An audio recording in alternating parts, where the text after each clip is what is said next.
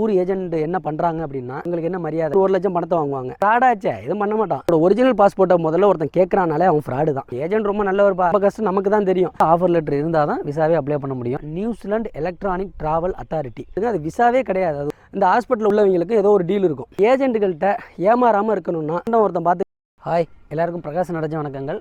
இந்த வீடியோவில் நம்ம என்ன பார்க்க போகிறோம் அப்படின்னா, நியூசிலாந்தில் நான் வேலை வாங்கி தரேன், நியூசிலாந்து போனீங்கன்னா நீங்கள் இப்படி சம்பாதிக்கலாம் அப்படி சம்பாதிக்கலான்ட்டு ஊரில் பொய் சொல்லி ஏமாற்றிக்கிட்டு இருக்க ஏஜென்ட்டுகளை பற்றி தான் பார்க்க போகிறோம். அதுக்கப்புறம் பார்த்துட்டிங்கன்னா ஏஜென்ட்டுக்கிட்ட நம்ம எப்படி ஏமாறாமல் இருக்கணும், நீங்கள் நியூசிலாண்டில் ஒரு கம்பெனிக்கு நீங்கள் அப்ளை பண்ணுறீங்கன்னா அவங்க எப்படி வேலைக்கு வந்து எடுப்பாங்க, இது எல்லாம் தான் இந்த வீடியோவில் பார்க்க போகிறோம். வாங்க வீடியோக்குள்ளே போகலாம். இந்த வீடியோ முழுக்க ஒரு விழிப்புணர்வுக்காக மட்டுமே, எந்த ஒரு உள்நோக்கமும் கிடையாது. ஃபஸ்ட்டு நியூசிலாந்தில் ஒரு கம்பெனிக்கு நம்ம அப்ளை பண்ணோம்னா அவங்க எப்படி ஹையர் பண்ணுவாங்க அப்படிங்கிறத நம்ம பார்த்துருவோம். நியூசிலாந்தில் உள்ள ஒரு கம்பெனி நம்ம ஒரு லிங்க்டின் மூலியமா அப்ளை பண்ணுறோம் அப்படின்னு ஒரு எடுத்துக்காட்டுக்கு வச்சுக்கிடுவோம். ஃபஸ்ட்டு வந்து நம்ம சிவி வந்து செலக்ட் பண்ணுவாங்க. சிவி வந்து இப்போ நிறையா பேர் அதில் அப்ளை பண்ணியிருப்பாங்க. நம்ம சிவி அதில் செலக்ட் ஆகணும்னு வச்சுக்கிடுங்களேன். அவங்க இன்டர்வியூ கால் பண்ணுவாங்க. ஒன்று வந்து ஃபோன் காலோ இல்லை வந்து ஜூம் மீட்டிங்கோ வைப்பாங்க. அந்த இன்டர்வியூலையும் நம்ம செலக்ட் ஆகும் பட்சத்தில் அவங்க வந்து ஒரு எம்ப்ளாய்மெண்ட் கான்ட்ராக்ட் வந்து நம்மளுக்கு வந்து சென்ட் பண்ணுவாங்க. அதாவது ஆஃபர் லெட்ரு. அந்த ஆஃபர் லெட்டரில் வந்து எவ்வளோ சம்பளம் எல்லாம் போட்டிருக்கோம். அதெல்லாம் பிடிச்சி போயிட்டுனா நம்ம வந்து அதை அக்செப்ட் பண்ணி சைன் பண்ணி அனுப்பணும். அதுக்கப்புறம் தான் அந்த ஆஃபர் லெட்ரு கன்ஃபார்ம் ஆகுது. இதுக்கு பிறகு தான் வந்து நம்மளோட விசா ப்ராசஸே வந்து நம்ம ஆரம்பிக்கணும். இப்படி தான் வந்து ஒரு கம்பெனி வந்து நியூசிலாந்து வந்து ஹையர் பண்ணுவாங்க. நியூசிலாந்து கம்பெனி நம்ம இந்தியாவிலேருந்து ஹையர் பண்ணணும் அப்படின்னா முதல்ல நியூசிலாந்து நாட்டில் அதுக்கு உண்டான ஆள் இல்லைங்கிறத அவங்க ப்ரூவ் பண்ணணும். அதுக்கப்புறம் பார்த்துட்டிங்கன்னா இவங்க வெளியிலேருந்து ஆள் எடுக்கிறாங்கன்னா அந்தளவுக்கு நம்ம வந்து எக்ஸ்பீரியன்ஸ்லையும் ஸ்கில்லையும் வெளில இருந்தால் மட்டும்தான் இது வந்து சாத்தியக்கூறு. இது நான் பல வீடியோக்குள்ளே சொல்லிட்டேன். இதுக்கு வந்து சாத்தியக்கூறு வந்து ரொம்ப கம்மி தான். ஆனால் இதை நம்பி நம்ம டைம் வேஸ்ட் பண்ண வேண்டாங்கிற மாதிரி பல வீடியோக்குள்ளே நான் வந்து முன்னாடியே பேசிட்டேன். வேணும்னா நீங்கள் ப்ரீவியஸாக உள்ள வீடியோவில் போய் பார்த்துக்கிடுங்க. இந்த டாபிக் வந்து ரொம்ப பேசி டைம் வேஸ்ட் பண்ணவில்லை. ஸோ இப்படி தான் வந்து ஒரு கம்பெனி வந்து நம்மளை வந்து ஹையர் பண்ணுவாங்க. அதாவது வந்து நம்ம லிங்க்டின் அப்ளை பண்ணணும், அது சிவி செலக்ட் ஆகணும், அப்புறம் இன்டர்வியூ கால் வரும், இன்டர்வியூ கால் வந்து ஆஃபர் லெட்டர் வரும். ஆஃபர் லெட்டர் வந்து கன்ஃபார்ம் ஆனதுக்கு அப்புறம் தான் நம்ம விசா அப்ளை பண்ணுவோம்.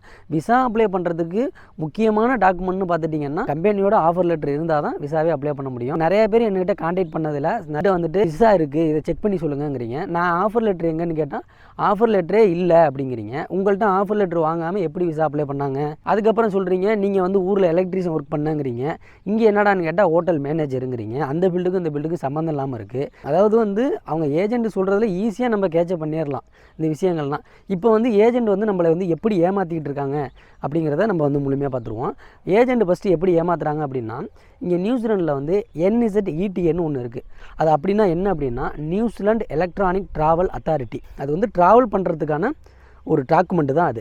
அதை வந்து இவங்க என்ன பண்ணுறாங்க அப்படின்னா, அது வந்து இந்தியன் பாஸ்போர்ட் ஹோல்டர் ஆகிய நம்மளுக்கு வந்து அதில் அப்ளைவே பண்ணக்கூடாது. அது வந்து ஆஸ்திரேலியா PR இல்லை கனடா பாஸ்போர்ட் வச்சுருக்கவங்க இந்த மாதிரியான பாஸ்போர்ட் ஹோல்டர்ஸ்க்கு மட்டும்தான் அது NZETA வந்து அலௌடு. இதில் போய்ட்டு நம்ம ஊர் ஏஜென்ட் என்ன பண்ணுறாங்க அப்படின்னா, சரி என்ன பண்ணுறாங்க இவங்களுக்கு என்ன மரியாதை, என்ன பண்ணுறாங்கன்னா பொய்யான டாக்குமெண்ட்டை கொடுத்து அவங்க அதில் போய்ட்டு அப்ரூவ்டு வாங்குறாங்க. அதில் வாங்கும் பொழுது என்னென்னா நம்ம போய்ட்டு நம்ம பாஸ்போர்ட்டையும் அதில் போட்டு பார்க்கும் பொழுது அது வந்து அப்ரூவ்டுனே காட்டும். இந்த அப்ரூவ்டு தான் காட்டுது, அப்போ நான் போயிடலாமா அப்படின்னு நீங்கள் டவுட் வரும். ஸோ அது முதல்ல புரிஞ்சுக்கிடுங்க, அது விசாவே கிடையாது. அது வந்து ஒரு ட்ராவல் டாக்குமெண்ட் மட்டுமே தான். இவங்க எப்படி அதை ஏன் வந்து NZETA பண்ணுறாங்க அப்படின்னா, ஃபஸ்ட்டு நம்ம ஒரு ஏஜென்ட்டை போய் சந்திக்கிறோன்னு வச்சுக்கிடுங்களேன். நியூசிலாண்டில் இந்த வேலை இருக்குது அந்த வேலை இருக்குது அப்படின்ட்டு ஃபஸ்ட்டு என்ன பண்ணுவாங்கன்னா மினிமமாக ஒரு அமௌண்ட்டை வந்து உங்கள்கிட்ட அட்வான்ஸாக வாங்கிடுவாங்க. மீதி அமௌண்ட்டை உங்கள்கிட்டேருந்து ஆட்டையை போடுறதுக்கான ஒரு உத்தி தான் வந்து இந்த NZETA.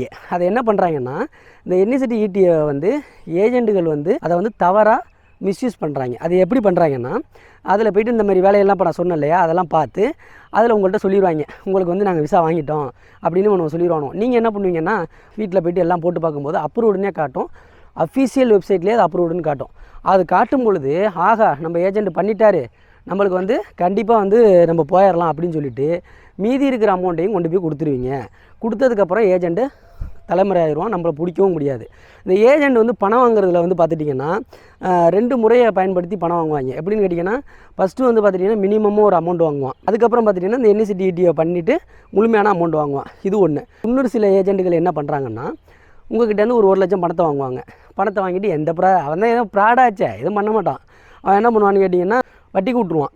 வட்டிக்கு விட்டுட்டு ஒரு 6 மாதம் 7 மாதம் சென்று என்ன பண்ணுவானுங்க, பணத்தை வந்து நல்லவன் மாரி நான் வந்து ப்ராசஸ் பண்ணேன், 30,000 ரூபா செலவாயிட்டு இந்தாங்க பாக்கி 70,000 நல்ல மாரி கொடுத்துருவான். நீங்கள் என்ன தெரியுமா சொல்லுவீங்க, ரொம்ப ஏஜென்ட் ரொம்ப நல்லவர்ப்பா, பரவாயில்ல பணம் கொடுத்துட்டாரு, ப்ராசஸ் ஃபீஸ் தான் போயிடுச்சு அப்படிமா. எந்த ப்ராசஸும் பண்ணியிருக்க மாட்டான். இது ஒரு கூத்து. அதுக்கப்புறம் என்ன அப்படின்னா, உங்ககிட்டேருந்து ஒரு பெரிய அமௌண்ட் வாங்கிட்டான்னு வச்சுக்கிட்டலாம், ஒரு 5 லட்சமோ 6 லட்சமோ இல்லை 7 லட்சமோ வாங்கிட்டான்னு வச்சுக்கலாம், ஒரு 6 மாதம் வந்து இந்தா பண்ணுறான் அந்தா பண்ணுறேன்னு சொல்லிட்டு நம்மளை இழுத்தடிச்சிக்கிட்டே இருப்பான். ஏதாவது ஒரு கதை சொல்லுவாங்க, அவன் ஒரு கதையை சொல்லிக்கிட்டே இருப்பான். நல்ல அமௌண்ட்டு உங்களை மாரி நிறையா பேர் அங்கே போய் மாட்டும் பொழுது தான் ஒரு அமௌண்ட்டு கலெக்ட் ஆனதுக்கப்புறம் என்ன பண்ணுவான்னா, ஃபோனை பிளாக் பண்ணிவிட்டு ஆள் வந்து தலைமுறை ஆயிடுவான். தலைமுறை ஆனதுக்கப்புறம் அவனை ஒரு 5 வருஷம் 6 வருஷம் நம்ம கான்டாக்டே பண்ண முடியலன்னா, இந்த பணத்துக்காக அவன் பின்னாடியாக நம்ம சுற்றிக்கிட்டு இருப்போம். ஒரு லெவலுக்கு மேலே சலிச்சு போய் விட்டுருவான். அவனை போய் நம்ம கம்ப்ளைண்ட் பண்ணுறதுக்கும் சரியான எவிடன்ஸ் வந்து நம்மக்கிட்ட இருந்திருக்காது. ஸோ அதையெல்லாம் அவன் பயன்படுத்திக்கிட்டு அவன் யூஸ் பண்ணிவிட்டு அவன் போயிட்டே இருப்பான். ஏஜென்ட்டுகள் வந்து எப்படி நம்மளை ஏமாத்துறாங்க அப்படின்னா, நம்மக்கிட்ட வந்து ஒரு எண்ணம் இருக்கும், எப்படியாவது நம்ம போயிட மாட்டோமா, ஏன்னா நம்ம படுற ஊரில் நம்ம கஷ்டம் நமக்கு தான் தெரியும். ஸோ அந்த கஷ்டத்தையெல்லாம் அவங்க வந்து யூஸ் பண்ணிக்கிறாங்க. அப்போ வந்து ஏஜென்ட்டுகள் ஒரு சில ஆசை வார்த்தைகள் வந்து, நான் ஃப்ராட் ஏஜென்ட்டை சொல்லிகிட்டு இருக்கேன், அந்த ஃப்ராட் ஏஜென்ட்டுகள் வந்து ஒரு ஆசை வார்த்தைகள் வந்து சொல்லுவாங்க. அந்த ஆசை வார்த்தைகள் சொல்லும் பொழுது நம்மளுக்கு வந்து அது நடந்துடக்கூடாதாங்கிற ஒரு எண்ணம் வந்துடும். ஸோ அப்படியெல்லாம் நடந்துட்டால் நம்மளுக்கு நல்லா இருக்குமே அப்படிங்கிற எண்ணத்தில் நம்ம வந்து காசும் கொடுத்துட்றோம். அதை தான் அவன் வந்து ஈஸியாக ஆதிங்கிட்டு ஏமாத்துறான். ஸோ நீங்கள் வந்து திரும்பி நான் சொல்கிறேன், அந்த என்இசிடி ஈடிங்கிறது நமக்கு கிடையாது.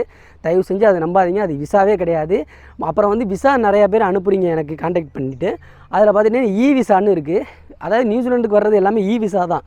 எல்லாமே வந்து பேப்பர்லாம் இஷ்யூ பண்ணுவாங்க ஏர்போர்ட் ஷீட்டில். ஆனால் வந்து எந்த இடத்துலையும் விசானுங்கிறது மேலே வந்து மென்ஷனே ஆகாது நியூசிலாண்டு விசாவில். அது ஒன்று இருக்குது. அதுக்கப்புறம் பார்த்துட்டிங்கன்னா அவங்க அனுப்புகிற விசாவில் வந்து ஒரு சில இது, ஏன்னா அதை நான் வீடியோவில் சொன்னேன்னு வச்சுங்களேன், இப்போ இதை பார்த்துக்கிட்டு இருக்கான்னு வச்சுங்க ஒரு அந்த திருட்டு ஏஜென்ட்டு, அவன் பார்த்துட்டு அவன் அலர்ட் ஆயிடுவான். அப்போ எடிட்டிங்கை சரியாக பண்ணிடுவான். அப்புறம் நம்மளுக்கே கண்டுபிடிக்க முடியாத மாரி போயிடும். அப்புறம் ஒரு சில ஏஜென்ட்டுகள் என்ன பண்ணுறாங்கன்னா, நீங்கள் போயிட்டு இப்போ நம்ம போய் ஒரு 25,000 50,000 அவன் சொன்னதுக்கப்புறம் பணம் கட்டினோன்னே என்ன பண்ணுவாங்கன்னா மெடிக்கல் போட சொல்கிறானா.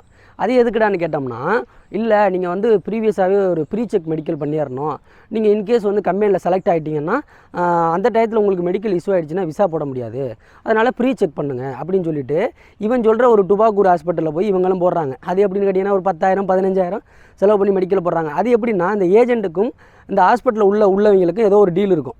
அந்த டீலில் வச்சுட்டு இவனுக்கு பாதி பணம் அவனுக்கு பாதி பணம் போகும். அங்கேயும் போய் நம்மளோட ரத்தத்தை சும்மா உறிஞ்சிக்கிட்டு அவன் ஏதோ ஒரு டெஸ்ட்டை பண்ணி நம்மளுக்கு கொடுப்பான். அதுவும் வேஸ்ட்டு. அதாவது நம்ம நியூசிலாண்டு வரணும் அப்படின்னா அப்போலோ கிரீம்ஸ் ரோட்டில் மட்டும்தான் மெடிக்கல் போடுவாங்க. வேறு எங்கே மெடிக்கல் போட்டாலும் அது 100% ஃபேக்கு தான்.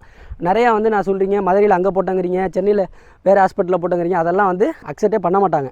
இன்னும் ஒரு சில ஏஜென்ட்டுகள் ஒரு படி மேலே போயிட்டு இவங்களும் இந்த மாதிரி பார்த்துருப்பாங்க போல் நிறையா வீடியோஸ் எல்லாம், அப்போலோ கிரீம்ஸ் ரோட்டில் உள்ளதை போட்டால் தான் இவங்க நம்புவாங்க அப்படின்ட்டு உங்களை போய் அங்கேயும் போட சொல்லிடுறாங்க. அப்போலோ கிரீம்ஸ் ரோட்டில் ஆகா கரெக்டாக தான் போட சொல்கிறாருன்னு அதையும் நம்புகிற மாரியே ஆயிடுதா. அது என்னென்னா நம்ம காசு தானே போகுது, நம்ம போய் அவன் சொன்னான்ட்டு அப்போலோ கிரீம்ஸ் ரோட்டில் போய் மெடிக்கல் போட்டுருவோம். அவன் வாங்கி வச்சுட்டு பேப்பரை வாங்கி வச்சுருக்கோம். அதுக்கப்புறம் போகிற இடம் ஃபுல்லாக காசு செலவழிகிற ஃபுல்லாக நம்ம காசு தான். ஸோ ஏஜென்ட்டுகள் உட்கார்ந்த இடத்துல இருந்துட்டு நோவாமல் அடுத்தவனோட ரத்தத்தை உறிஞ்சி தின்னுக்கிட்டு இருக்காங்க. இதெல்லாம் என்ன ஆக போகுது இல்லை. ரஜினிகாந்த் சொல்கிற மாதிரி நம்மளால் ஒன்றும் பண்ண முடியலனாலும் ஆண்டவன் ஒருத்தன் பார்த்துக்கிட்டு இருக்கான், அதுக்கெல்லாம் வழி கட்டுவான் நான் நம்புகிறேன். ஏமாறாமல் இருக்கணும்னா நம்ம என்ன பண்ணணும் அப்படின்னா, ஏஜென்ட்டுகள்கிட்ட ஃபஸ்ட்டு போகாமல் இருக்கிறது தான் அதுக்கு சிறந்த வழி. அப்படியே நீங்கள் ஏஜென்ட்டுக்கிட்ட போனாலுமே இதில் ஒரு அனுபவ ரீதியாக எனக்கு ஒன்று இருக்குது, அதை நான் சொல்லிடுறேன். நான் வந்து காலேஜ் படிச்சுக்கிட்டு இருக்கும்போது என்னோடய ஃப்ரெண்டு சொன்னாப்புல ஆஸ்திரேலியாவுக்கு ஒருத்தர் அனுப்பிக்கிட்டு இருக்காரு அப்படின்னு சொன்னாப்புல. என்னோடய ஃப்ரெண்டுக்கிட்ட நான் சொல்லும் பொழுது என்னோடய ஃப்ரெண்டு வந்து இன்னொருத்தர்கிட்ட போய் சொல்லி அவர் வந்து என்னை கான்டாக்ட் பண்ணிவிட்டு நீங்கள் சொன்னீங்களாம்ல வாங்க உடனே போகணுன்னு சொல்லி என் ஏரியாவில் வந்து ஒரு 150 கிலோமீட்டர் டிஸ்டன்ஸு அங்கே ட்ராவல் பண்ணி என்னையும் அழைச்சிட்டு போயிட்டார். அவர் வரும்போது ஒரிஜினல் பாஸ்போர்ட்டையும் எடுத்துகிட்டு வந்துட்டார். எடுத்துகிட்டு வந்தோட ஒரு மீட்டிங் வந்து பார்த்திங்கன்னா ஒரு டீ கடையில் நடக்குது. அந்த டீ கடையில் பார்த்திங்கன்னா அங்கேருந்து ஏஜென்ட் வர்றாரு. வந்து 2 பேரும் பேசிக்கிறாங்க. பேசின வாட்டி அவர் சொல்கிறாரு, சரி எல்லாம் ரைட்டு தாங்க, இவ்வளோ பணம் கட்டணும், இப்போதைக்கு ஒரிஜினல் பாஸ்போர்ட்டை கொடுங்க, பணம்லாம் நான் அக்கௌண்ட் நம்பர் தரேன், அதில் சென்ட் பண்ணிடுங்க அப்படின்னு. நான் இப்படி பார்த்துக்கிட்டே இருந்தேன். என்னடான்ட்டு டக்குன்னு நான் சொன்னேன், என்னென்ன டீ கடையில் வச்சு பேசுகிறீங்க, உங்களோட ஆஃபீஸுக்கு அழைச்சிட்டு போங்க அப்படின்னு சொன்னேன். அவர் ஒன்று சொன்னார், இல்லை தம்பி ஆஃபீஸ் வந்து கன்ஸ்ட்ரக்ஷன் பண்ணிக்கிட்டு இருக்கோம், அதனால தான் நான் உங்களை இங்கே வச்சு பேசிக்கிட்டு இருக்கேன் அப்படின்னு அவர் சொன்னார். நான் சொன்னேன், இல்லைண்ணா சரி அப்போனா உங்கள் வீட்டுக்கு அழைச்சிட்டு போங்கண்ணா, நீங்கள் லோக்கல் தானே, உங்கள் வீட்டில் வச்சு பாஸ்போர்ட்டை கொடுப்போண்ணா அப்படின்னு சொன்னேன். அவர் ஒன்று சொன்னார், ஏன் நம்பிக்கை இல்லையா அப்படின்னு கேட்டார் அடுத்த வாரத்தை. சரி ஓகேண்ணா, சரி ஓகே முன்னே பாஸ்போர்ட்டை கொடுத்துட்றோம்ண்ணா அப்படின்னு சொல்லிட்டு நான் உடனே கேட்டேன், அண்ணா ஒரிஜினல் பாஸ்போர்ட் நாங்கள் கொடுத்துருக்கோம், நீங்கள் வந்து உங்களோட ஒரிஜினல் டாக்குமெண்ட்லாம் எதுவும் வேண்டாம், உங்களோட டிரைவிங் லைசன்ஸ் ஜெராக்ஸ் மட்டும் கொடுங்க அப்படின்னு. அதை ஏன் கேட்குறீங்க அப்படின்னு என்கிட்ட கேட்டார்.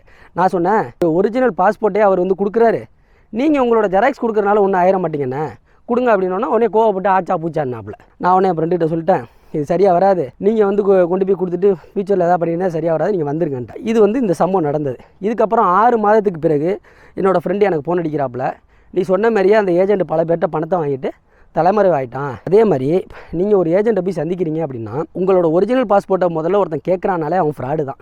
இப்போ ஒரிஜினல் பாஸ்போர்ட்டுக்கே வேலை இல்லைங்க. நான்லாம் இப்போ இங்கே வந்திருக்கேன். இப்போ நான்லாம் ஒரிஜினல் பாஸ்போர்ட்டில் எங்கேயுமே கொடுக்க கிடையாது. ஏன் சொல்கிறேன்னா இப்போ எல்லாமே ஆன்லைன்லாம் பண்ணுறாங்க. அதாவது நம்மளோட டாக்குமெண்ட் எல்லாமே நீங்கள் மெயிலில் பண்ணாலே போதும். ஒரிஜினல் பாஸ்போர்ட்டு முதல்ல எதுக்கு வாங்குறாங்க எதுக்குன்னு எனக்கு புரியல. அதுக்கப்புறம் பார்த்துட்டிங்கன்னா நீங்கள் ஒரிஜினல் பாஸ்போர்ட் நீங்கள் கொடுக்குற மாதிரி இருந்தால் நீங்கள் அட்லீஸ்ட் ஏஜென்ட்டுக்கிட்ட, அதாவது ஃப்ராட் ஏஜென்ட்டுக்கிட்ட நீங்கள் என்ன பண்ணுங்கள், உங்களோட ஜெராக்ஸை கொடுங்கன்னு கேளுங்க. எதுக்கு நான் வந்து அந்த மாதிரி டாக்குமெண்ட்டை கேட்க சொல்கிறேன் அப்படின்னா, நீங்கள் அட்லீஸ்ட் ஒரு டிரைவிங் லைசன்ஸையோ இல்லை ஆதார் கார்டு ஜெராக்ஸையோ அவன்கிட்ட நீங்கள் வாங்கியிருந்தீங்கன்னா அவன் மேலே கம்ப்ளைண்ட் கொடுக்கறதுக்கு நம்மளுக்கு யூஸ்ஃபுல்லாக இருக்கும். ஏன்னா நம்மக்கிட்டேருந்து வாங்குறது பெரிய பெரிய அமௌண்ட்டாக அவன் வாங்கிட்டு போயிடுறான். ஸோ அப்போ நம்ம போலீஸ் ஸ்டேஷனில் போய் நின்னோம்னா நம்ம ஊரை போலீஸை பற்றி உங்களுக்கும் தெரியும். அவங்களும் வாய்க்கு வந்தபடி நம்மள்ட்ட கேட்பாங்க, நீ வந்து சரியாக விசாரி. ஏன்னா நம்ம மேலே தான் மிஸ்டேக், நம்ம தான் சரியாக விசாரித்து போகணும். அதாவது நம்ம ஏமாற தயாராக இருக்கிறோம், அவன் ஏமாற்றிட்டு போயிடுறான்.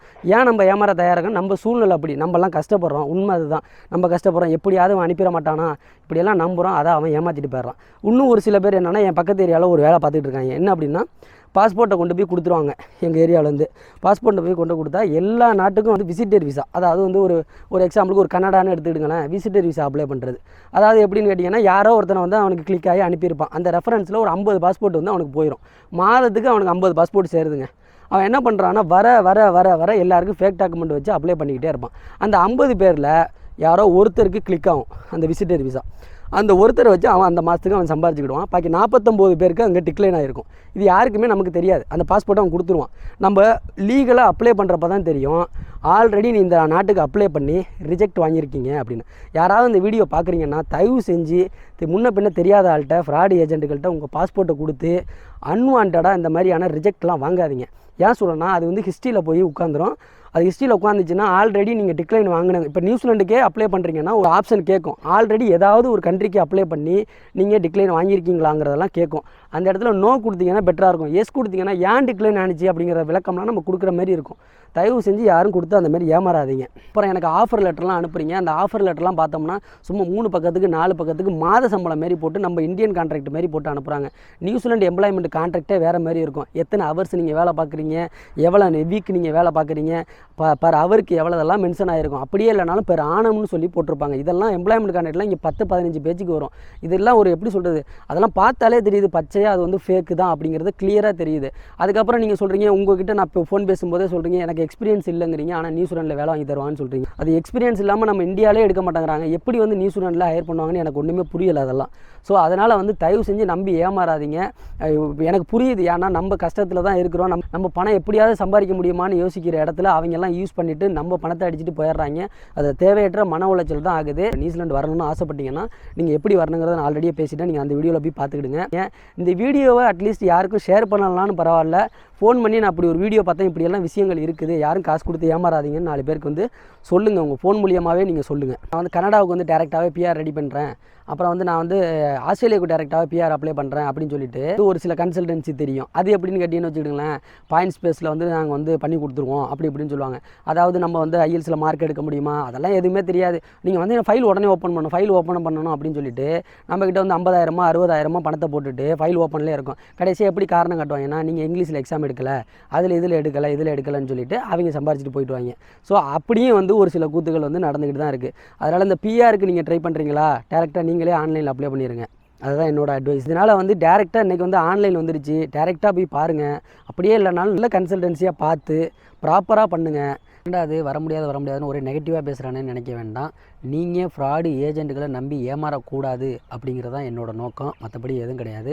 நீங்கள் நியூசிலாண்டு வரணும்னு ஆசைப்பட்டீங்கன்னா நியூசிலாண்டோட அஃபிஷியல் வெப்சைட்டை பார்த்து படித்து நல்லா தெரிஞ்சுக்கிடுங்க. என்ன சரியான முறையோ அதை பின்பற்றி வர முயற்சி செய்யுங்க. கண்டிப்பாக ஏதோ ஒரு விதத்தில் நல்லதாக அமையும். எனிவே இந்த வீடியோ பார்த்துருப்பீங்கன்னு நம்புகிறேன். இந்த வீடியோ பிடிச்சிருந்துச்சுன்னா லைக் பண்ணுங்கள், கமெண்ட் பண்ணுங்கள், சப்ஸ்கிரைப் பண்ணுங்கள். மீண்டும் ஒரு நல்ல ஒரு வீடியோவில் நான் விரைவில் உங்களை சந்திக்கிறேன். நன்றி, வணக்கம்.